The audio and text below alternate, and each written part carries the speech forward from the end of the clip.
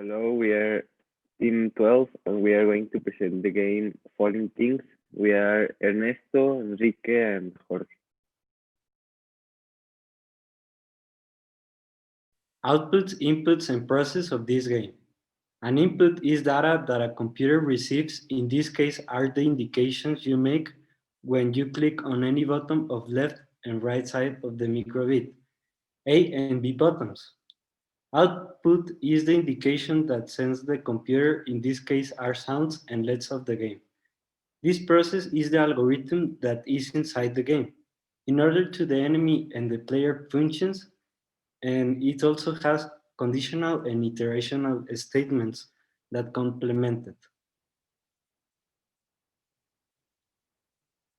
The game has, as I said, conditional and iterational statements.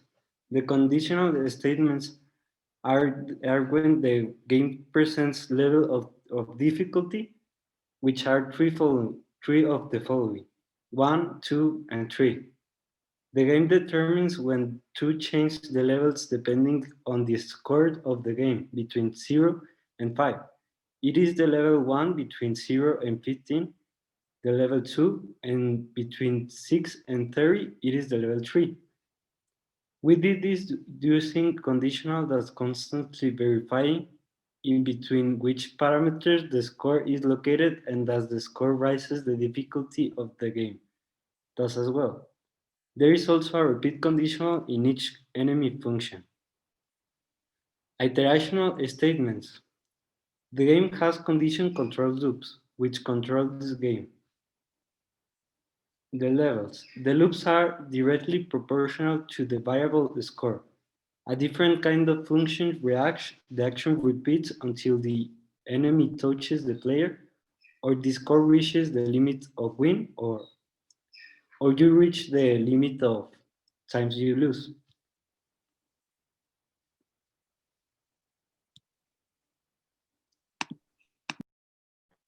Simulation. There are a bunch of functions that make the things fall, and each function represents a level of difficulty. The game identifies the level by a variable called score, and your character moves by pressing the buttons A and B.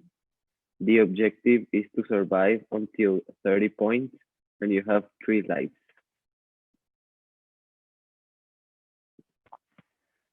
Team learnings. We learned how to use the if, for, and when loops to create a game in microbit. Also the different types of data, such as numerical to do the math for the loops, the alphanumerical for the words displayed in the game, and the logical in the loops. We learned that the variables such as x and y and the condition controlled loops that were proportional to the scores in the game. Generally, we learned how to think to create a process to make a game in microbit using the variables, the data type, pseudocode, components, and variables. We learned that the pseudocode was a summary without details of the code that gave us a general idea on how to make our code to make the game.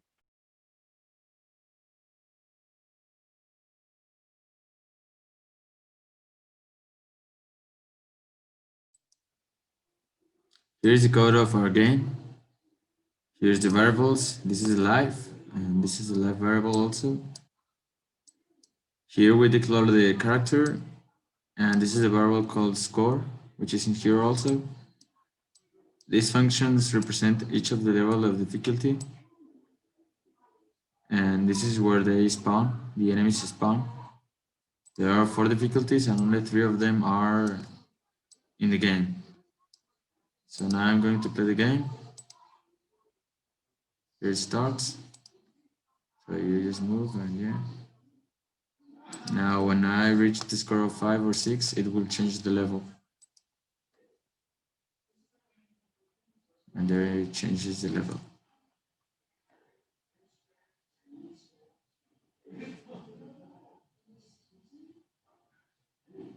Now if I die, if I lose 3 lives, I will lose the game, and this will happen. If you press the button A plus B, it will start again. And that is all.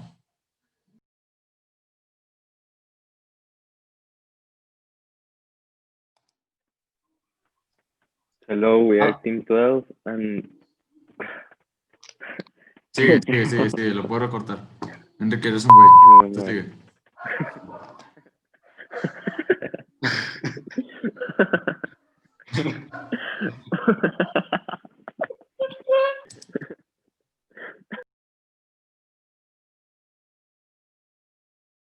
Tres. Outputs, inputs, and process of this game.